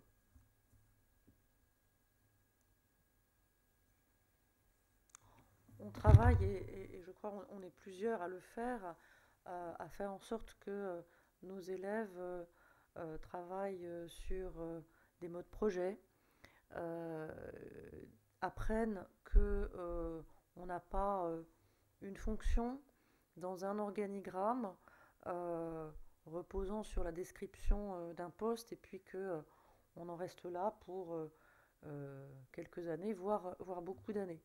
On les fait travailler dès la formation, au service d'ailleurs de commanditaires, alors publics en ce qui concerne l'ENA évidemment, en leur montrant comment on fait, en se réunissant avec des compétences, avec la créativité dont on parlait tout à l'heure, avec aussi l'idée de travailler sur du volontariat, d'aller chercher dans des équipes ceux qui peuvent avoir soit envie de faire quelque chose, soit des compétences parfois même extra-professionnelles pour faire quelque chose, et proposer par exemple un nouveau service public ou une nouvelle manière d'offrir un service public aux citoyens. On le fait maintenant systématiquement avec des commanditaires publics. Tous les ans, on a des commandes publiques consistant à nous dire, voilà, sur tel projet, même sur tel projet de loi qui est encore en débat, plutôt que de raisonner en on va écrire une loi, puis après on fera des décrets d'application, et puis dans 5 ans peut-être, les citoyens commenceront à en voir les faits sur le terrain. Et là, on s'apercevra qu'on s'était trompé dans le projet de départ.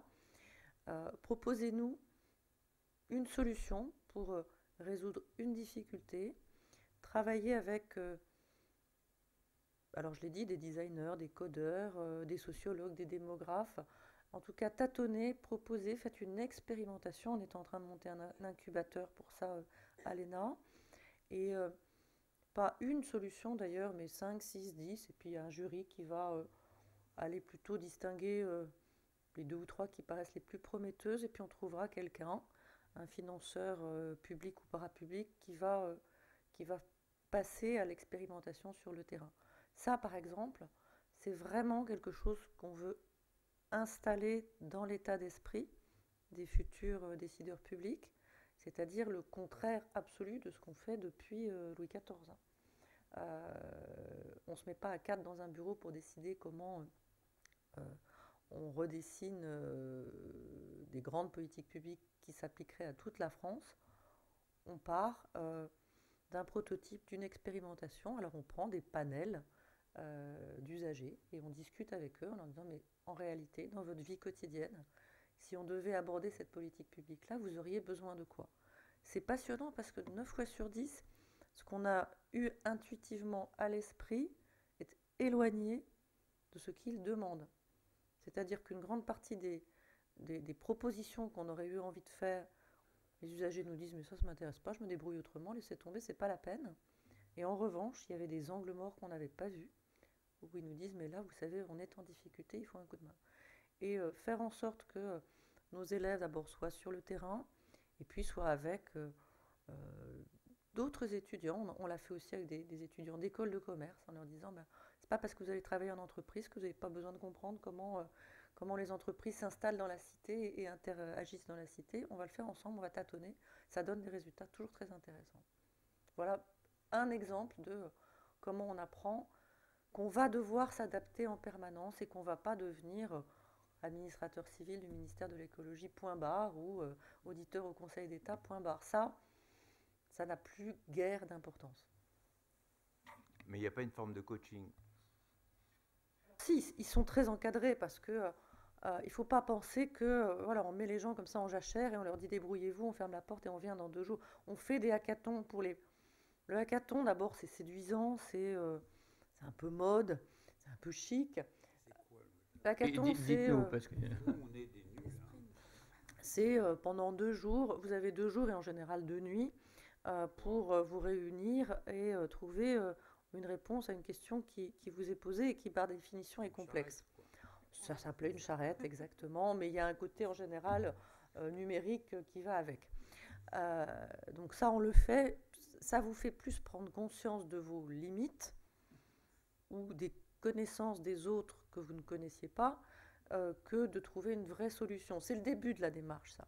Après, on leur dit, bon, ça va, on vous a jeté dans le grand bain avant de savoir nager, vous avez commencé par boire la tasse et puis ça commence à être pas mal. Maintenant, on va vous accompagner sur comment on fait, comment on travaille ensemble, comment on fait émerger des idées, de la créativité. Nous, on se l'applique à l'école. Hein. On a notre propre laboratoire d'innovation pédagogique qui se réunit chaque fois que nécessaire, et c'est jamais moi qui le décide. Chaque fois qu'il y a soit un problème, soit des idées, et moi je ne l'ouvre jamais, je ne le ferme jamais, je passe et j'écoute. Et quand quelque chose a vocation à marcher, c'est mis en œuvre, c'est même pas décidé, c'est simplement mis en œuvre du jour au lendemain parce que c'est plus intelligent que ce qu'on faisait avant. Si nous appliquons cette démarche, on peut être crédible avec nos élèves. Si on reste dans un fonctionnement archaïque, c'est pas la peine d'essayer d'enseigner l'innovation. D'autres questions dans la salle? Il y a un monsieur au fond de la salle. Bonjour. Moi, j'aurais juste une question. C'est pourquoi en fait les écoles se sont mis en fait en sélection exclusive avec des formations diplômantes et donc rendre le parcours en fait des gens qui ont des idées très compliqué pour pouvoir en fait apprendre, avoir une carrière, revenir en fait dans l'école, réapprendre, repartir en fait dans l'entreprise, revenir, réapprendre. Donc je viens de Hollande et c'est exactement comme ça que ça se passe. Donc pour l'exemple, c'est Société Générale en fait qui prend essentiellement des X et des centraliens qui sont, quand je suis arrivé à Société Générale, très bons, très bien formés. Moi je vais à ABN AMRO, en fait je vois des gens qui sortent avec Bac+2, Bac+3, qui sont effectivement pas très compétents, pas très bons, mais ils repartent à l'école, 6 mois, ils reviennent, ils sont déjà meilleurs, ils continuent pendant 1 an, 2 ans, ils repartent à l'école, ils sont déjà Bac+4, et puis ils reviennent encore, ils sont toujours meilleurs, et puis après ils reviennent, et au fil des lots, en fait, eh bien, moi qui étais arrogant et qui suis venu avec mes diplômes et ma formation, je me suis fait dépasser en fait, par des gens en fait, que je n'ai pas vu venir, et qui simplement en fait n'ont pas de délimitation entre l'école et l'entreprise. Donc pourquoi en France ça n'a jamais été possible?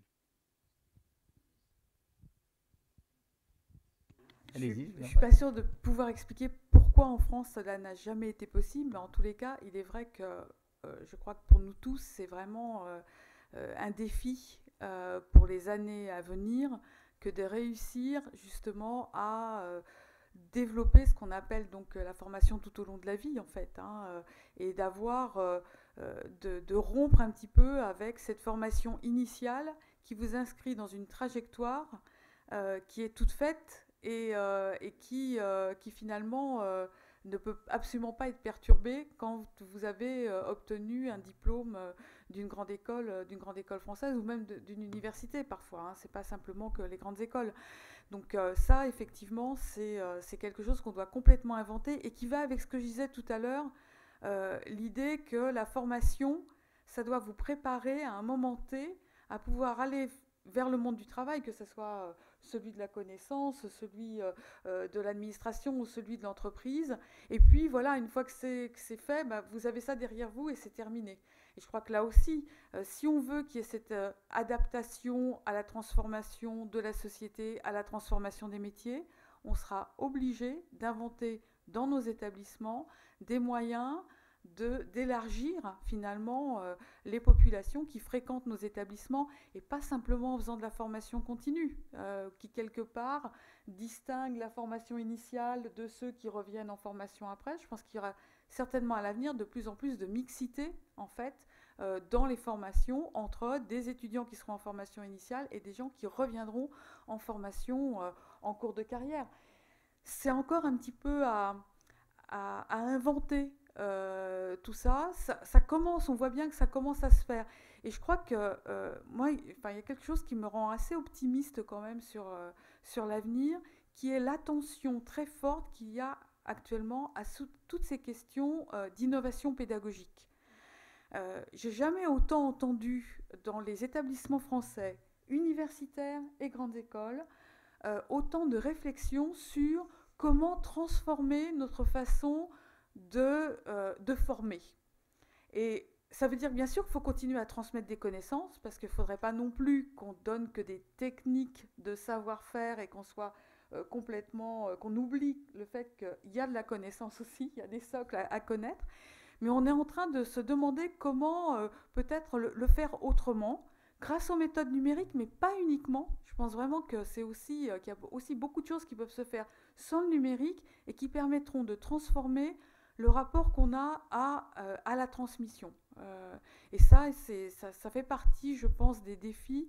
Enfin, en tous les cas, nous, on est en train aussi d'y réfléchir très fortement, parce que je crois qu'on ne peut pas... Voilà, ça fait partie des questions qu'on doit se poser, et la question de la meilleure interface, d'une interface dans la longue durée entre la formation et le travail, ça fait partie des questions qu'on doit se poser. Moi, monsieur, je trouve que pour quelqu'un qui a des complexes, vous vous débrouillez pas mal. Il ne faut pas vous laisser dépasser par les autres. Peut-être Moi, je trouve... pardon.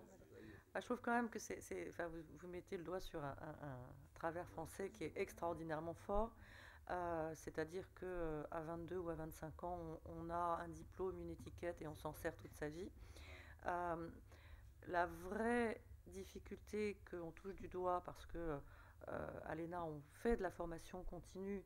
Alors, une partie est obligatoire. Alors là, c'est assez facile, c'est-à-dire que les hauts fonctionnaires qui atteignent certains grades sont obligés de venir se reformer, mais une autre partie ne l'est pas. Et c'est difficile de la développer pour deux raisons. D'abord parce qu'on ne met pas les ressources qu'il faut pour la formation continue dans l'État, je le dis parce que c'est une réalité qui est assez perturbante, mais aussi parce que sociologiquement, un cadre, et c'est vrai dans le public comme dans le privé, quand il a atteint un certain niveau, ne peut pas admettre qu'il a besoin de se former. Il doit faire croire qu'il est omniscient, et s'il a besoin de se former, c'est qu'il ne sait pas tout et c'est qu'il a du temps. C'est-à-dire qu'il se met en fragilité ou dans son entreprise ou dans son administration. Et c'est une mentalité qu'on ne retrouve pas dans beaucoup d'autres pays et qui nous porte un tort considérable. Parce que moi, je vois des cadres venir se former à l'école en catimini, disant surtout ne dites à personne que je viens me former. Donc on fait des formations à 7 heures du matin, parce que comme ça c'est plus discret. Et en général, quand ils viennent se faire former, c'est qu'ils sont au bord de la catastrophe professionnelle. Vous me permettez juste un point là-dessus. Moi, je pense que c'est vraiment lié à notre système éducatif. C'est-à-dire que dans la classe, on considère que le professeur, il doit tout savoir. Moi, j'étais frappée quand j'ai suivi pour la première fois des cours aux États-Unis, que le prof, quand il ne savait pas, il disait « mais je ne sais pas, je vais regarder et la semaine prochaine, je vais vous apporter des éléments de réponse ». En France, c'est très difficile de faire ça. On considère que parce que vous êtes enseignant, vous devez tout savoir. De la même que quand vous êtes cadre et que vous êtes à un certain niveau, une certaine position, vous ne pouvez pas être en situation de devoir être formé. Et je pense que ça, là aussi, ça demande un peu plus d'humilité de la part de notre part et une transformation de la relation. Mais alors là, pas simplement dans les grandes écoles, dès le départ, à l'école primaire, de la transformation entre les élèves et les professeurs. Je pense que si c'est beaucoup plus ouvert et si on admet beaucoup plus nos faiblesses, on arrivera beaucoup mieux par la suite, dans la vie professionnelle, aussi à accepter que quand on est cadre, on ne sait pas tout. Je trouve que c'est une question effectivement essentielle que vous avez soulevée. Du côté des chercheurs, la problématique est un petit peu différente parce qu'un chercheur est par définition quelqu'un qui est en train de se former toute sa vie, enfin en tout cas tant qu'il cherche, tant qu'il y arrive, c'est pas forcément facile toute sa vie, mais il y a un aspect de cette problématique qui nous touche quand même de manière assez précise, qui est la formation des enseignants finalement. Parce que bien souvent, les enseignants ont été formés, ont eu leur diplôme, leur CAPES, leur agrég, et se retrouvent à se former, avoir une formation continue, simplement individuelle, sur la base de leur lecture ou de tout ce qu'ils peuvent fréquenter comme conférence. Et c'est difficile parfois, dans certaines disciplines, de se tenir au courant de ce qui se passe dans la pointe de la recherche. Donc nous, en particulier, on a de ce point de vue-là une petite action avec les professeurs de classe préparatoire sur justement des séminaires de formation continue, si j'ose dire. On les appelle pas comme ça, juste des séminaires de recherche, quoi, un petit peu l'actualité de la recherche. C'est pas vraiment de la formation continue au sens où ils vont pas forcément l'utiliser telle quelle dans leurs cours, mais ça fait quand même partie de cette imprégnation de ce que sont les problématiques actuelles de recherche qu'on est en train de faire, qui va leur permettre finalement d'enrichir ce qu'ils apportent eux-mêmes à leurs propres étudiants. Pour vous amuser, quand Microsoft s'est installé sur la ville, ce qui était un grand événement, on leur a demandé des compensations. Mais nos enseignants n'aiment pas le syndrome, alors on avait les deux, firm, la firme. Il y avait un film en plus. Donc Coca-Cola, vous n'y pensez pas, et Microsoft, non plus. Donc on leur a dit, il faut apprivoiser. Alors ils nous ont proposé une classe immersive. Vous ne savez pas ce que c'est qu'une classe immersive. Donc dans les immeubles de Microsoft, il y a une classe immersive, c'est-à-dire qu'il y a une classe où il n'y a rien. Il n'y a pas un appareil apparent. Et au sol, c'est une gigantesque photo de la ville. Et pour que ça change, les enfants tapent du pied. Et à ce moment-là, ils voient la ville il y a 100 ans, avant moi, quoi. Alors, ça les amuse beaucoup, juste avant moi. Et après, donc, on a glissé les appareils. Et on est très en avance pour le tableau blanc, etc. Mais on a découvert que les enseignants ne suivaient pas, parce qu'on ne leur avait pas donné la formation avant. Et les gosses arrivaient avant eux. Et quand on a distribué les tablettes, ça a été la bérésina, parce que eux, aussitôt, se sont mis à tapoter, et les pauvres autres regardaient. On a donc dû refaire le logiciel des tablettes des enseignants pour que ce soit la tablette de l'enseignant qui donne le top et la parole.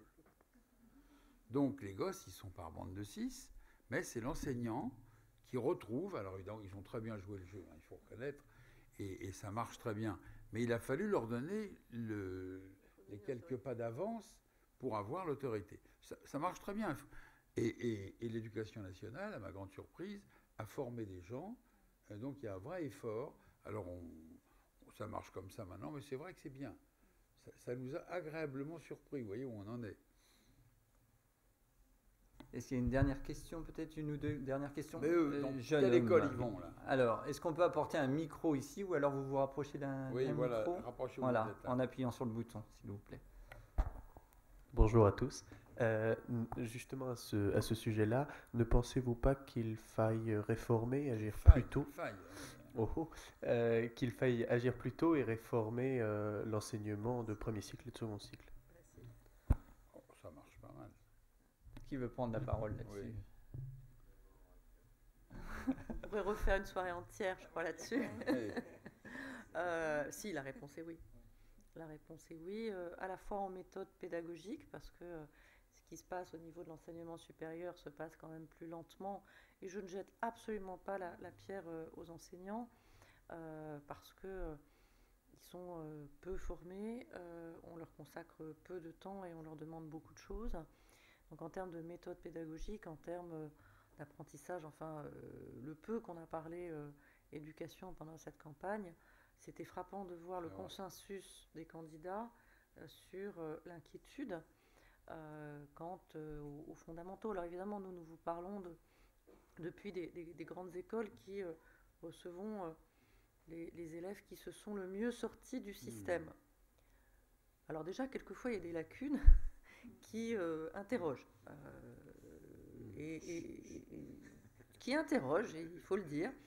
Le rapport du jury du concours d'entrée de ALENA cette année a assumé de dire qu'on avait baissé notre niveau d'attente en matière d'orthographe.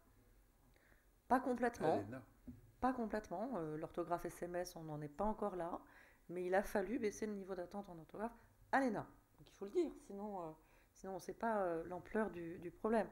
Mais de l'autre côté, je parlais hier avec le président des EPID. Les EPID, ce sont les établissements de la deuxième chance pour les décrocheurs du système scolaire qui acceptent, parce qu'ils sont volontaires, de se mettre dans un environnement très normé, hein, très contraignant, puisque au départ c'était une initiative du ministère de la Défense, maintenant c'est le ministère des Affaires sociales et le ministère de la Ville qui s'en occupent. Et sont 3000 élèves par an qui sont encadrés et remis en situation de chercher du travail par les EPID. Ils arrivent à 18, 19, 20 ans, ils ne savent ni lire, ni écrire, ni compter. C'est quand même absolument terrifiant. Bien sûr, ce n'est pas la majorité de nos élèves, mais c'est presque 200 000 décrocheurs par an. Et donc oui, il y a quelque chose sur lequel il faut qu'on retravaille collectivement, bien sûr. Et vous préparez quoi? Ah. Bon.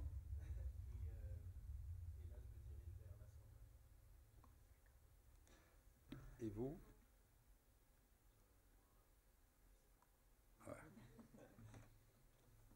Peut-être une toute dernière question. Oui, quelques mots sur la communication. La communication, c'est important non seulement pour le fond, pour la forme, mais pour éviter aussi certains mots comme dire un espèce de ou schizophrénie à tout bout de champ, des mots qui sont stéréotypés. On aimerait que les gens sachent parler, sachent prononcer, sachent se faire comprendre, et pas seulement, bien sûr, il y a l'écrit, mais la parole. Et ça, c'est pauvre. Est-ce que vous formez vos étudiants à l'oralité quand même? À Sciences Po, on a quelques exposés. Bien sûr, il y a les exposés, mais il y a aussi les concours d'éloquence qui permettent justement de rappeler que savoir bien s'exprimer, avoir de la répartie est extrêmement important, savoir construire son discours, bien sûr, enfin les compétences écrites, orales, d'expression sont absolument fondamentales, bien sûr, bien sûr. Les sportifs font des gros progrès. Hein? Les footballeurs, on leur apprend à parler, ou les champions cyclistes vont appeler « Oh, ben oui, je suis bien content de ce que j'ai fait. » Non, pas du tout, maintenant, ils suivent des stages. Il n'y a pas que les politiques. Marc Mézard, peut-être une... Non, juste, je voulais juste une anecdote, mais il y a bien longtemps, 130 ans, il y a eu une belle promotion à l'école normale où il y avait à la fois Jaurès et Bergson. Et Jaurès et Bergson, l'un était premier de la promotion, l'autre deuxième. Et leur prof de latin leur a fait faire un concours d'éloquence autour de refaire un procès qui avait été un procès qui a été raconté dans Cicéron. Et ils ont dû, comme ça, devant l'ensemble de la promotion, essayer de convaincre, l'un étant le procureur et l'autre l'avocat. Et je vous donnerai les références si vous voulez aller savoir exactement comment ça s'est passé jusqu'au bout. Mais donc c'est une vieille...